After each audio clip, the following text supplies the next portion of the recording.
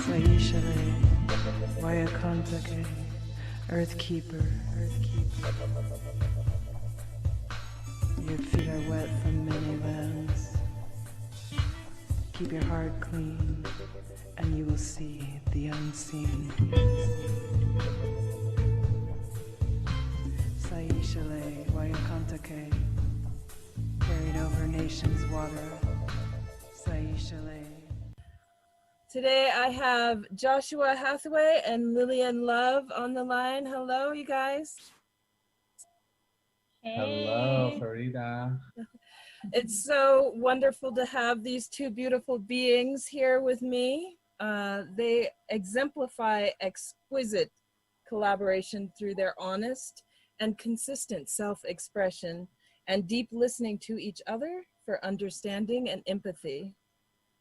It's a deep root of what you talk about, Joshua, in mastering your bullshit, and what you exemplify, Lillian, in your pleasure and wholeness. So Joshua has a master's in transpersonal and somatic psychotherapy. He's been teaching nonviolent communication since 2005. 20 years of working with men and 10 years leading intensive circles and retreats. His greatest accomplishment, which I totally relate to, is raising and admiring and loving his 19-year-old son.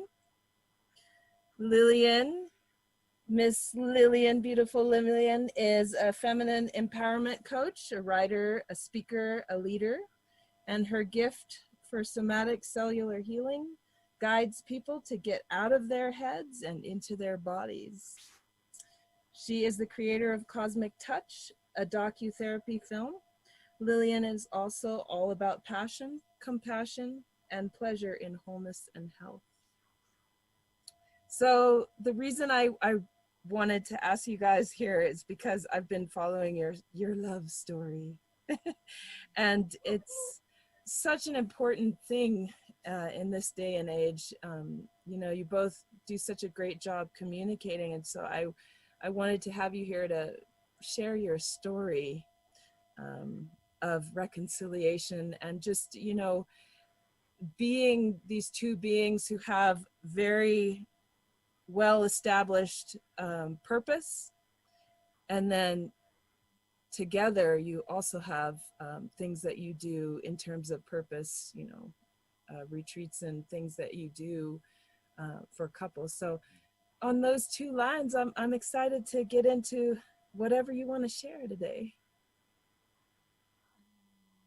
Thanks so much for having us. Yeah, that's awesome. And we'll talk more about it, but we're leaning more and more into our collaboration in terms of our gift and service to the world. And we're excited to be sharing some opportunities for folks to practice with us in this way of awakening through intimacy, which is what we've been talking about and what's been happening in our lives and in our relationship. Is relationship is no longer sort of an economic arrangement that is here to sort of simplify life and make sure that we keep the species alive. It turns out that deep, intimate commitment and partnership is the most exquisite, if not the most excruciating path to a more complete awakening than we've ever seen on this planet. Really, it's happening. It's happening among us, within us, and through us, and between us. The great sages are coming out of the monasteries and into the kitchen, and into the bedroom. The bedroom.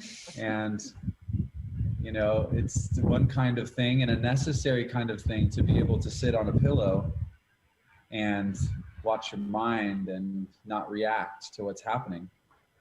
It's a whole other thing to sit with your partner and not react to what's happening when your most sort of intimately woven attachment traumas are being triggered, because that's what happens when you're in an intimate relationship. Those attachment traumas were installed, as they say, in intimate relationship, and the only place that we have authentic access to those is when we ourselves endeavor to trust someone enough to lean in enough, to be vulnerable enough, to love someone that much, to bring up our greatest fear. Right. And you guys Right. talk about Yeah. that with surrendering, this deep surrender in breaking your heart wide open, you know, to be able to have that space to share. And that's one of the things that I really admire about you guys is you seem to have a very clear vision of where you guys want to go with each other. Mhm. Yeah, there's a clear vision, which, you know, is kind of like that solar plexus center that moves us forward and into the direction of what we want to go, and allows us to be able to collaborate and co-create that vision into reality. And there is that surrender of not knowing, of trusting the current of life, of yeah, really like letting go of the reins in a way. It's like, okay, I know where I want to go, and then I let go of how to get there, or if we'll get there even. And I think that's been a big, I mean, it's just the theme of life, but it's also been a huge theme of our relationship. And we went through a huge initiation and catalyst and breaking apart to break open even deeper into ourselves and our own sovereignty and our own surrender to life, To the truth. to the truth, yeah, of what's really wanting to be birthed through us as individuals and as a relationship and as a whole collective, rather than our like, you know, our ideas and our like concepts and our like the ways that we think that life should go, the ways that we think that relationships need to go in order for us to feel safe or be safe. And again, going back to those early wounds and the ways that we learn to attach in at the very like core foundation relationships, when we were a baby, when we were developing in the womb, when we were a small child, dependent, literally dependent on two people or however many people, one person to take care of us. Our survival was dependent on that. And so however our environment was, and however our parents or caregivers reacted, and whether we got our needs met or not, emotionally and physically, really determines how we then like learn to operate in the world and in our relationships. And for me, relationships has been like life, such a process of unlearning those survival mechanisms, those ways that I kept myself safe and armored and protected and in control, and like allowing that armor to dissolve and to be like bare naked and vulnerable and say, this is me without any of the protection. This is me, and this is what I desire, and this is what I want. And not know if the other person is gonna say, yes, I want that too, right? Mm-hmm. Right. And I want to just speak to one piece about this idea of a vision.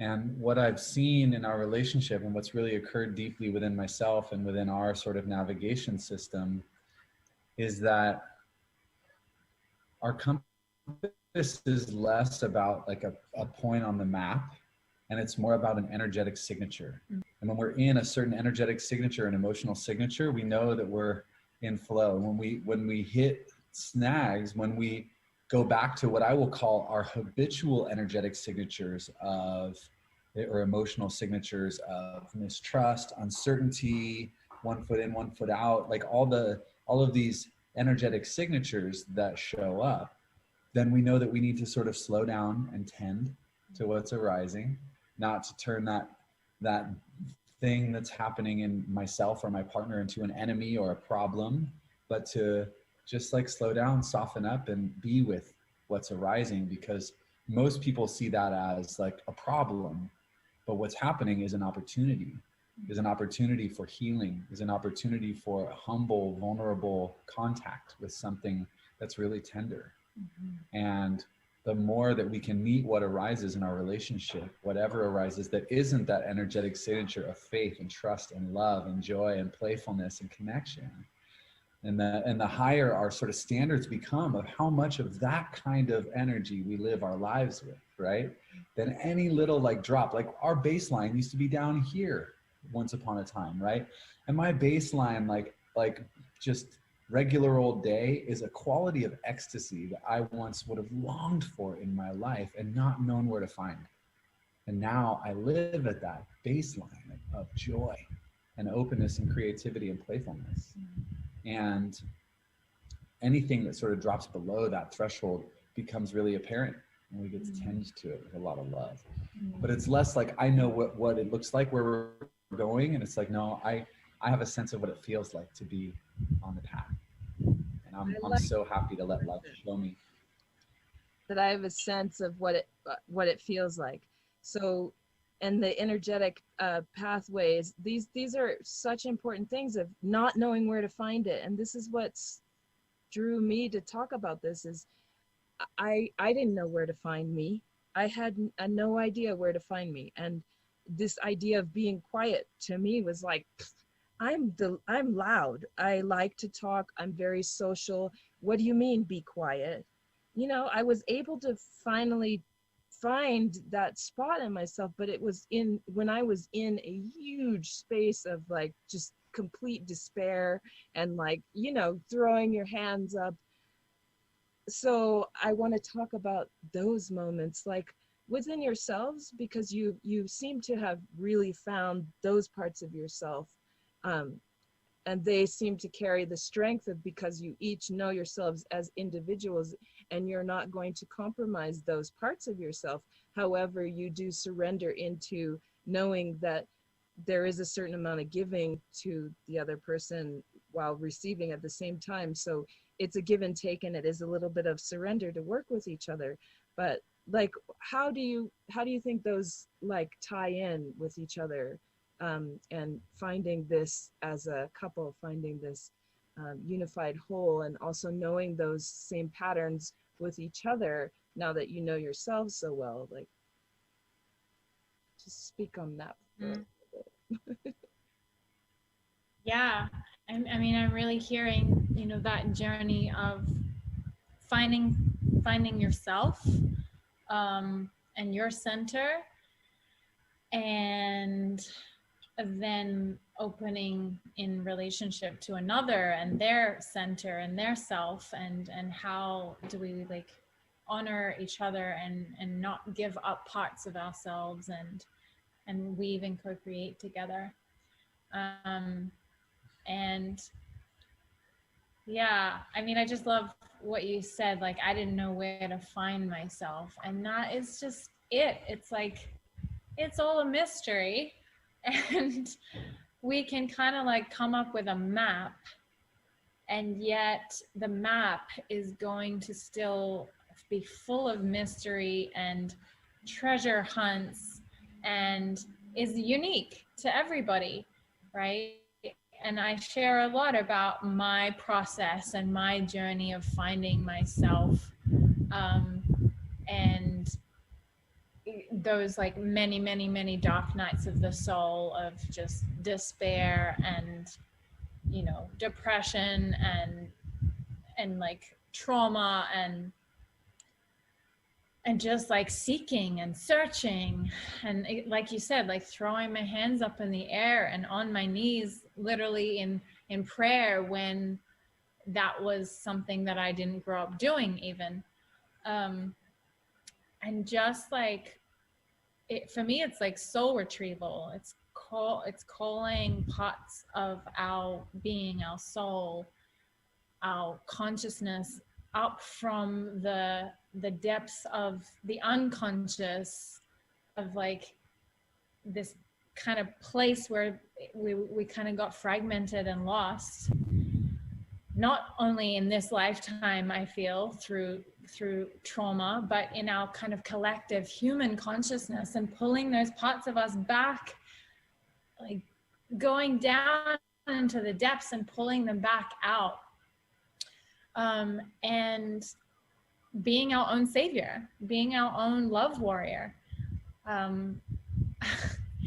And you know, we've grown up on these fairy tales of romance and the knight in shining armor and the damsel in distress, and we want that. We want so bad. I so bad wanted somebody to save me, and I was like really good at saving other people, or at least trying to as well. And until I realized, like, oh, it's me. I'm who I'm trying to save, who I'm trying to find, who I'm trying to restore. And whether it's me going out there to get rescued or going out there to rescue just isn't it.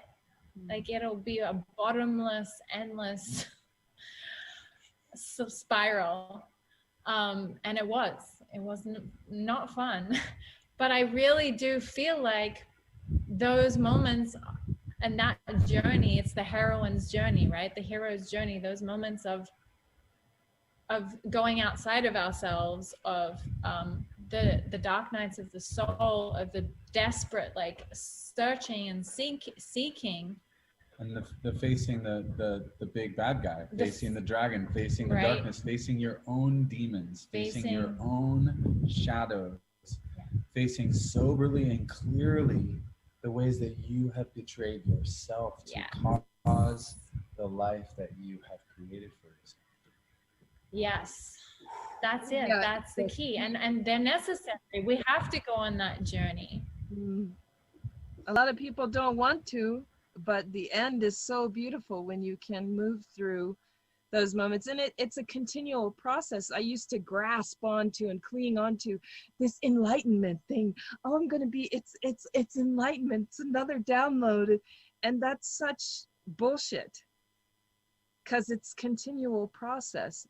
Even though you're settled, you know, you're still going to find those bits and pieces, because there's little crevices here and there that you might have just put a little dust over it. I'll check on that later kind of thing. Yeah.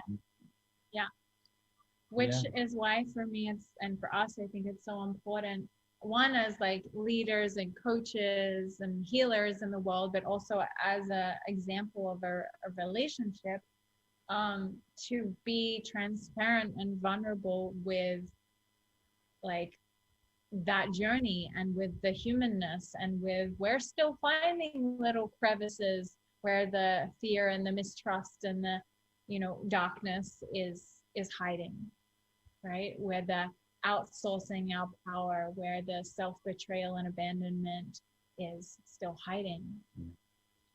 And, you know, this is all pointing to this necessary journey into our sovereignty, in order to be in relationships, in order to be interdependent. And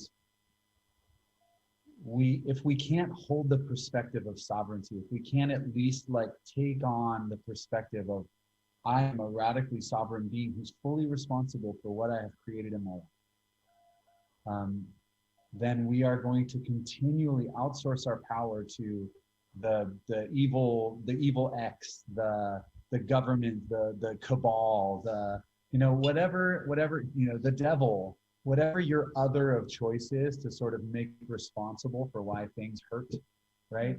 My partner, right? If we can't take the perspective of sovereignty, we'll never end that cycle of outsourcing our power and find where our true choice lies. Because finding myself also requires me finding what's not myself.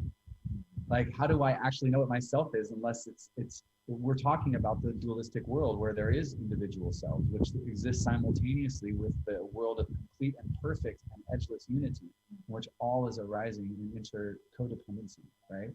And so But in terms of individual selves and individuation, like it's actually in relationship that I discover more of who I am, because I was trained, and pretty much everybody I know has been trained in a system of codependency, that I am not an individual self, that I have levers. I have shame levers, and I have obligation levers, and I have fear of abandonment levers, and I have all these levers that people can pull to get what they need from me if I don't want to already give it.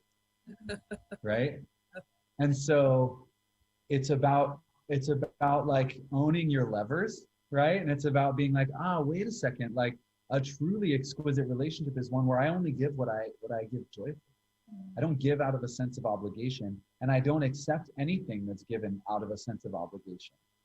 I accept what's given out of a state of like, yes, we raised our thresholds in our lives all across the structure of our lives, and most intimately right here in our relationship, to be able to celebrate the sovereign being, this otherness, this exquisite otherness, and to allow her otherness to inform my life and enrich my life. I have to let her be her, wholly her, and release any notion that I have control over that, or that I would even try to get her to do something that she doesn't want to do, right? Amen. And yeah, and that's a really fucking sobering, painful journey, to really like to go back and take responsibility. Oh fuck. Like to really own it and reclaim your story from all the places where you stuffed your power, you know? Oh man, you got to have a high capacity for compassion. Go ahead, sorry. Right, and also to know, like you said over and over just then, that saying that you're pointing the finger at somebody else, but how many are pointing back at you? You can't say you made me do this, or I did whatever. Blaming somebody else is not gonna help you at all. And then the other thing that I love that you've said more than once is what's arising naturally, because we as humans tend to imprint and want to project and want to make it be this and be that. But it's in those moments where you're just in a space of allowance. Like, it's so beautiful what just naturally comes, because our natural state is a state of love, is a state of peace, is a state of happiness. It's our choice to understand that and allow that to emerge. And it seems that you, and especially you, Joshua, and your nonviolent communication background, and Lillian, you and your passion, which is like something that I'm very passionate. I'm very excited about this thing that we get to do called life, whether I'm mad about it or like, why the hell did I sign up for this? And why am I so ugly? Even though I'm so beautiful, I'm so ugly.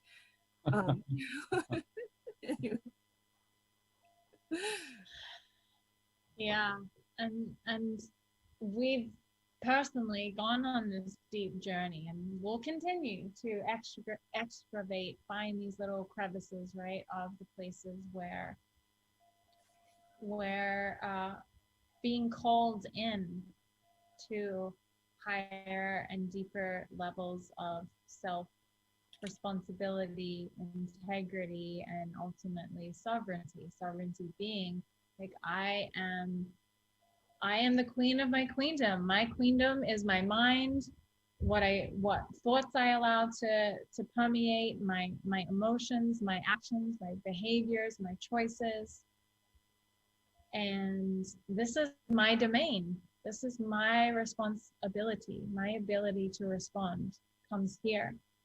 And yeah, again, that was a big journey for us, for the places where I was still operating unconsciously from a place of thinking that I needed to compromise, really, that I needed to give Joshua something that I was not a full heaven yes to. because he had expressed a desire, you know, and this is a deep, it's a human wound, but I would say, you know, even more so, it's a feminine wound that we carry as mostly, you know, women embodied beings, where we had to, where our choice wasn't valued, where our consent wasn't valued. And so there's a way in which I have been trained as a woman to just give up what, you know, give up my no, give up my boundaries, give up my consent in order to please a man, in order to keep a man as some like false sense of safety. And yeah, to really own that is huge. And this is the shadow of care. Care is beautiful. I care about you, right?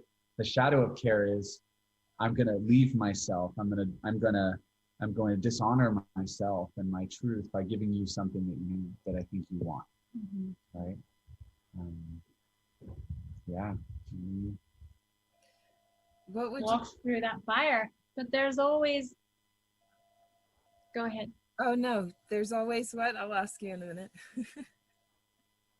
I was gonna say there's always medicine in the poison. There's always medicine on both sides, you know, in a way.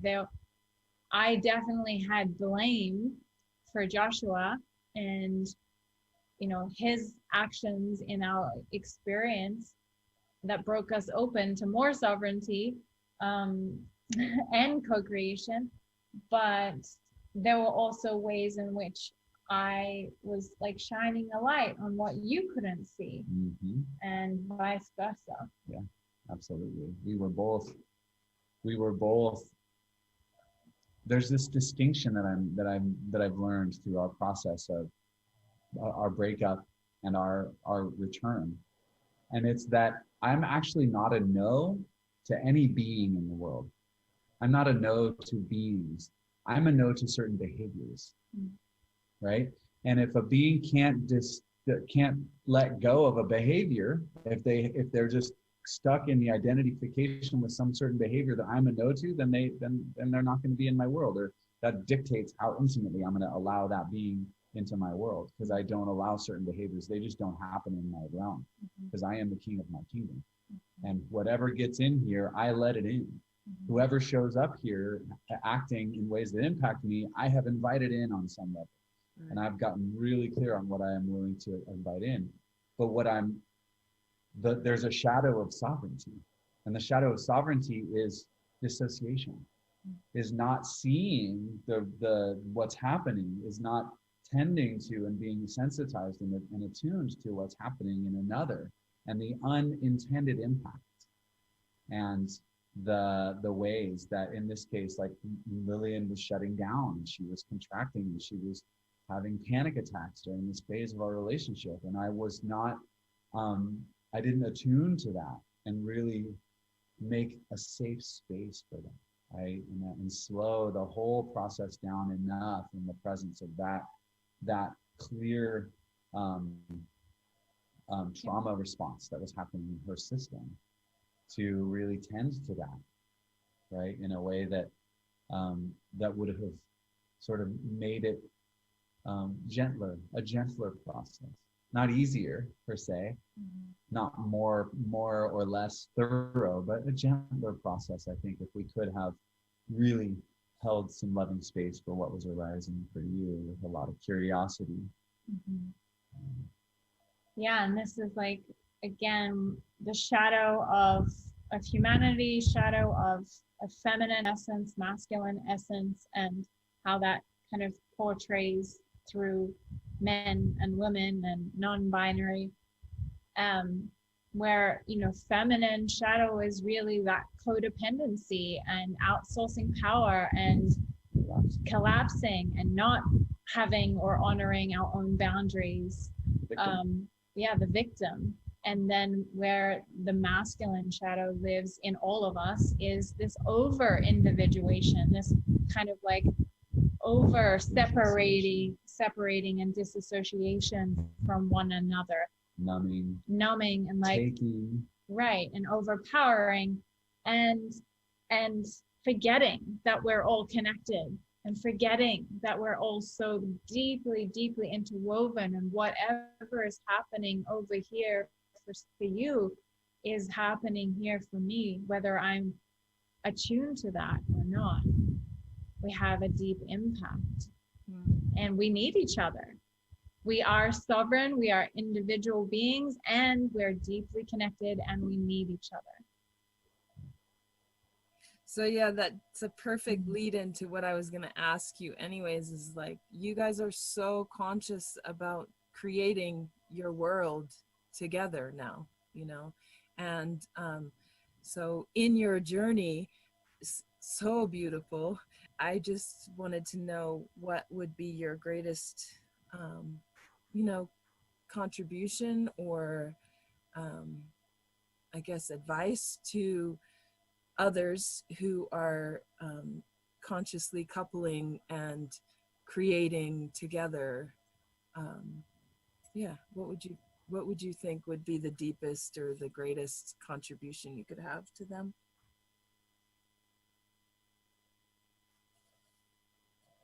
Yeah, great question. I want to go to the something really simple before getting too elaborate. Because no matter what you are trying to co-create, again, it comes most beautifully from a certain energetic signature, and it comes from a state of presence. And if we're not present with each other, if we don't have the capacity to find each other, which is what happens in relationships, like we just lose each other's signal, we lose each other's frequency. I get into my world and you get into your world, and the me that lives in your world is nothing like the me that lives in my world, and vice versa, right? And so one of the simplest and most profound things we have done as a practice, especially since we came back together to do the reconciliation work after we broke up for 4 months, after we had zero contact except for a couple of emails for 2 months. What we have begun to practice is 5 deep breaths together. We have a commitment that we've made to each other. That's just a non-negotiable commitment.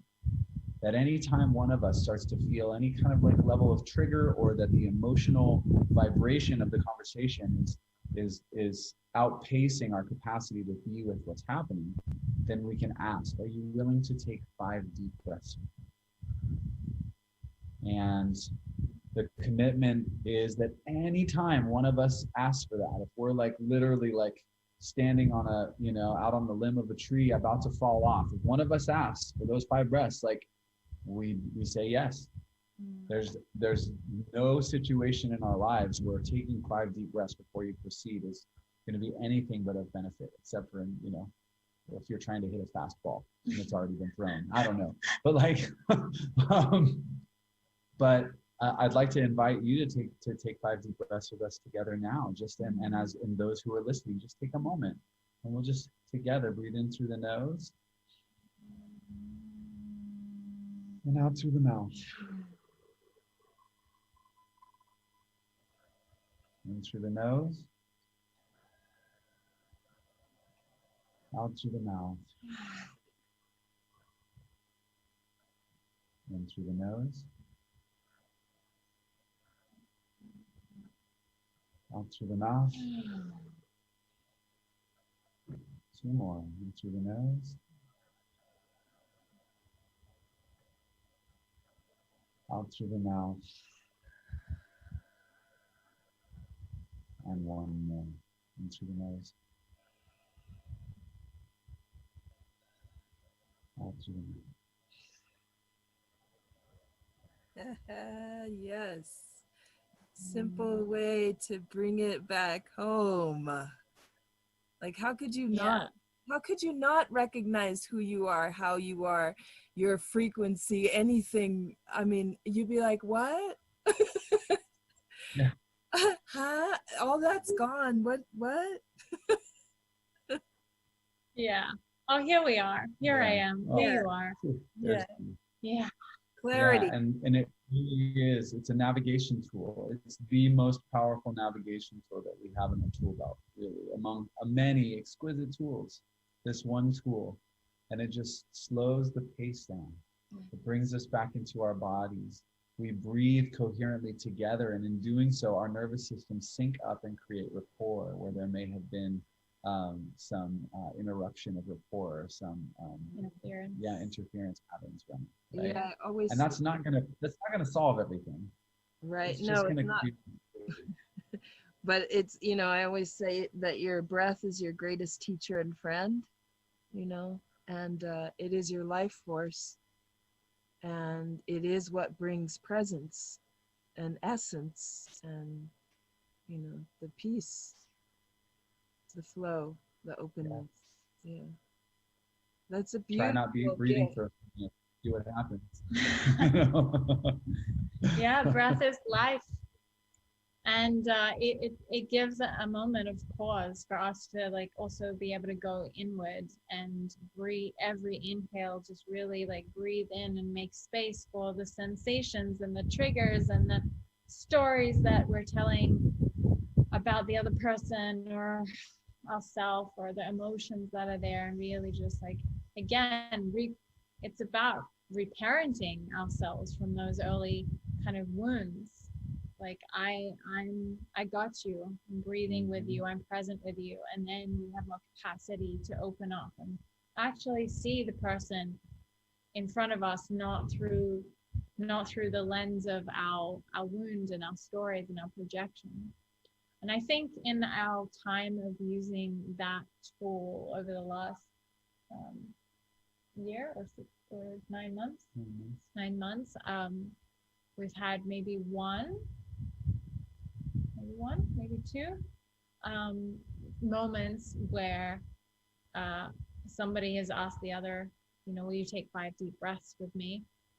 And I remember a time that was me, and I didn't have the capacity. I was kind of too triggered. I was like a 9 to a 10 out of 10, right?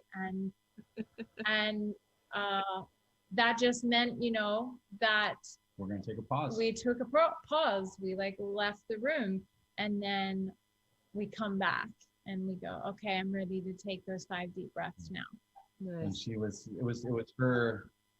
was when I had asked and she was a no, then she gets to come back and bring and complete the cycle, right? When you're ready, then invite that cycle to be complete. Yes. And that's been a big journey for me too. You know, I would have identified more as in the attachment theory world as an anxious or disorganized attachment versus an avoidant attachment style. So for me, my like practice has been learning to be able to take a moment and a break and breathe with myself rather than or breathe with my partner rather than jumping in to trying to like strategize and fix and resolve what's happening right now, because my trauma was telling me if there's a conflict, it's gonna be really bad, like it's gonna get really bad. And so to really come back and actually honor the space that I might need or that he might need as a form of taking care of this relationship, taking care of each other and ourselves. Mm-hmm. Yeah. And then the other thing that I want to just say for one of the big pieces that came out of our breaking up and our reconciliation that I would say for all couples, whether it's you're in a really good place together or you're struggling, is get support. That was probably our number one regret. We didn't get the support that we needed. And we had an amazing community who could have supported us.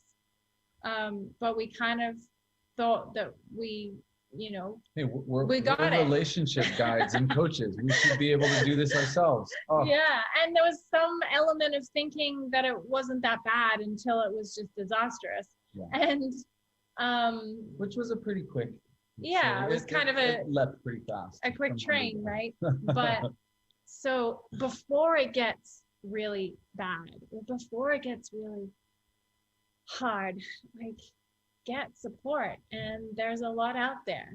You can message us, or just like, there's a lot of different avenues with for different budgets that are available, and it's essential. Whether you're in relationship or on your own, we need each other. It's so good to have that kind of that neutral space, neutral empathic space that can really hold you and mirror to you and be there with you. Hmm. And it takes a village to raise a relationship. Yeah. No relationship was ever meant to be in a vacuum. So really lean in and get support.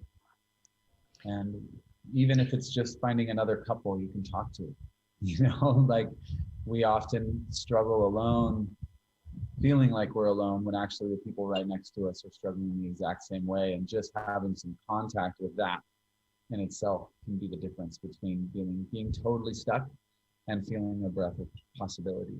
So true. You guys are so beautiful. Thank you so much for sharing time with me and my listeners. And just our last bit of conversation reminded me of something that's really strongly ingrained in my life right now, and that's the Ho'oponopono prayer, because it is important to hold your space in yourself in a space of love. It's important to hold yourself in a space of forgiveness and gratitude or thanks. Those three things are so amazing and are what I feel like I've witnessed with you guys and your journey is, and I've heard you say it several times, is holding the space, for the container of your relationship, for that love and the gratitude for each other. And it's just really, really beautiful. Thank you so much for sharing and for being so open and honest. And we do need to see the honesty and the depth of work and the depth of the journey of relating consciously to another being that you have such an immense amount of love for. No, life is not always smooth flow, for sure, and relationships come and go. And I really appreciate and honor the way that you guys have chosen relating with each other. Thank you so much. It's such a pleasure to connect with you. I discover something new about us every time we get to talk about it with somebody who's genuinely curious and asking beautiful questions like this and sharing in the dialogue in this way. So thank you for this opportunity. Yes, may it bless all these beings that get the opportunity to hear this. And so I'm grateful for you guys and your presence.